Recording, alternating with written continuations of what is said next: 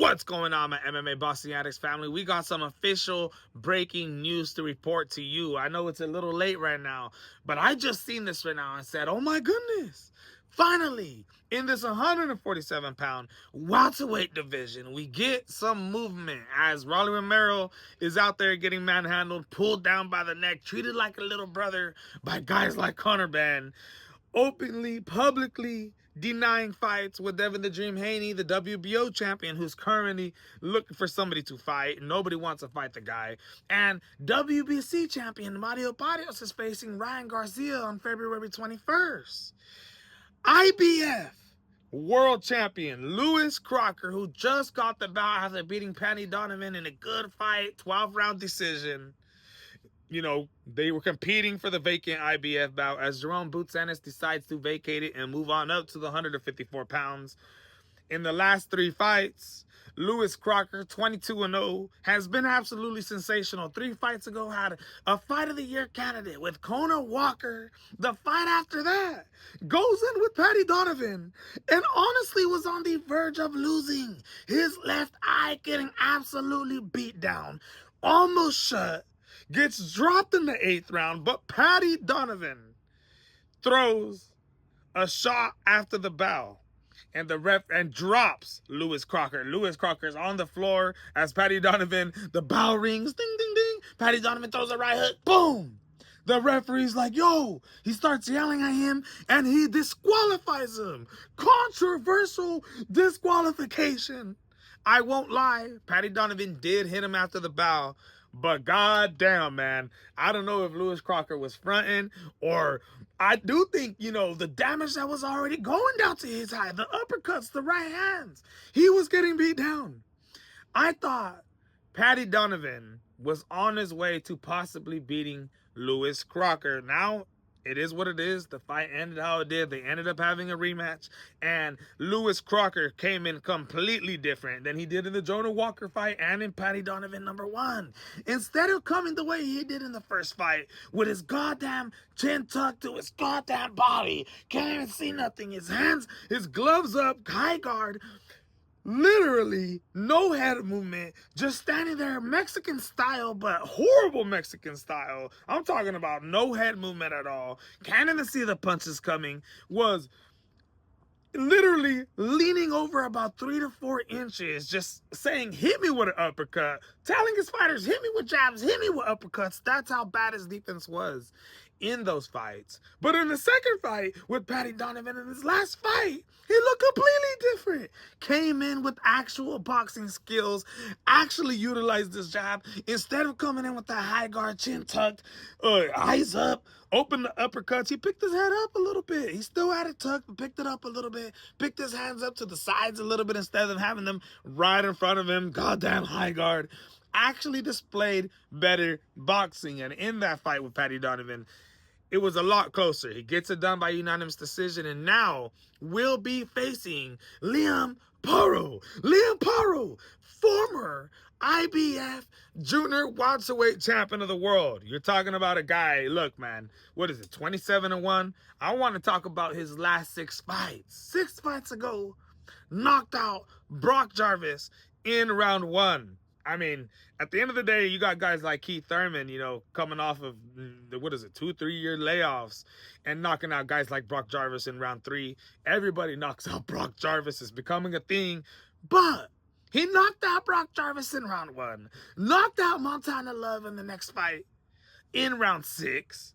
And then faces, at the time, the boogeyman, Subriel Matias. Now, over time, it's starting to get a little bit, you know, a little shaky. You know, he's coming off his brutal, sad loss to Dalton Smith after, you know, popping for everything that he did, and just a lot of controversy going into that fight. It was a sad loss with Eddie Hearn talking the smack that he was talking, them being in New York City, you know, majority of the fans being Puerto Rican. Subriel Matias just once again not showing up. Just, you know, honestly, just didn't show up. The same way he didn't show up when he faced Liam Paro. When Liam Paro faced him for the IBF title, where did he go? He went to Puerto Rico, in Subriel's hometown, in his home country. And he outboxed him.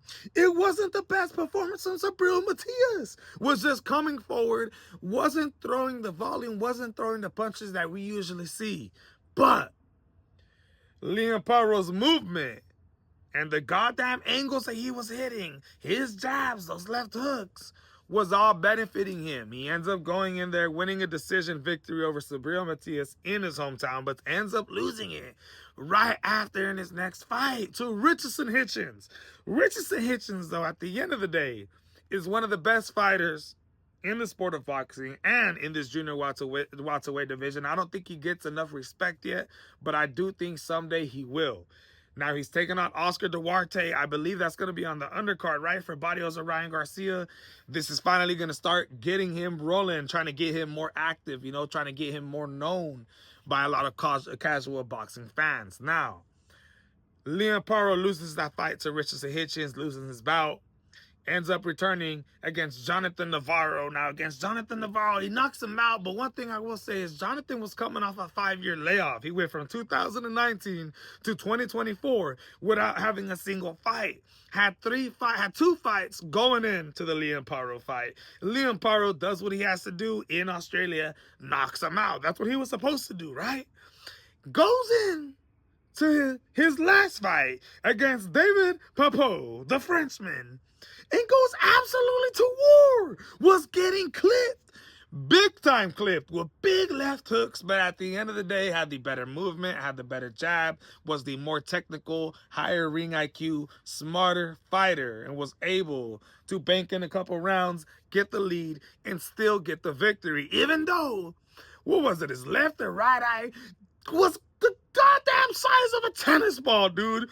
That fight was an exciting fight. Don't get me wrong. David Paro definitely had his chances. Definitely had his, you know, some good times in that fight. Now, one thing I will say about Liam Paro is, in that fight against Richardson Hitchens, in that fight against David Paro, this is a guy who doesn't have the best head movement. He has good feet, right? He has a good jab, but when he throws that jab, when he throws the 1-2, is very counterable. And not only can he be countered, but he can be rocked. David Paro rocked him a bunch of times, but wasn't able to finish the job.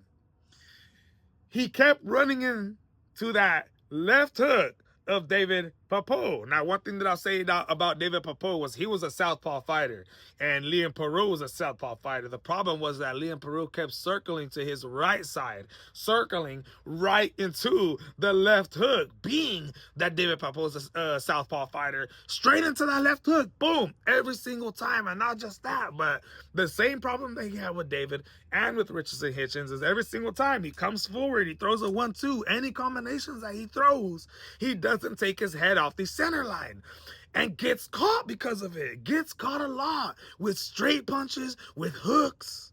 The one good thing that I'll say about him is he does have great movement, great lateral movement, great angles. He definitely has pop in his punches, a great jab. Can fight putting the pressure, can fight on the back foot. We've seen it against Subriel Matias. We've seen him coming forward in a lot of fights, right?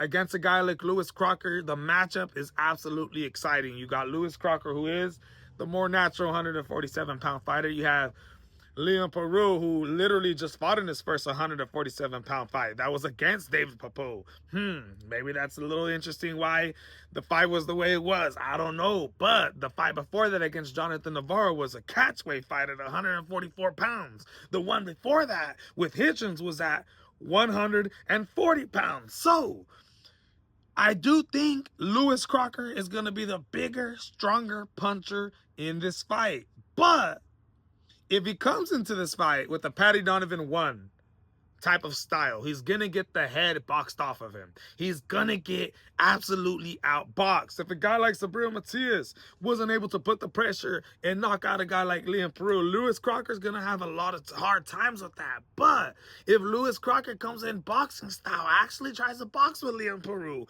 and doesn't take a bunch of unnecessary damages and able to get it to the later rounds and maybe land some body shots, get Liam Paro tired, land those, as every time that Liam comes in, throw the 1-2. Don't be afraid to let your punches go because this guy's counterable. Then I do think Lewis Crocker could definitely win this fight. Now, my early prediction, we're very, very early. I definitely got Liam Paro becoming the new IBF 147-pound welterweight champion of the world. But let me know what you guys think. This is the MMA Boxing Addict channel reporting to you. Breaking news. They're going to Australia for this fight, by the way, too, in Liam Paro's hometown. This is going to be absolutely magnificent. A whole goddamn lot of fans. It's going to sell out no matter what. I can't wait. Let me know what you guys think.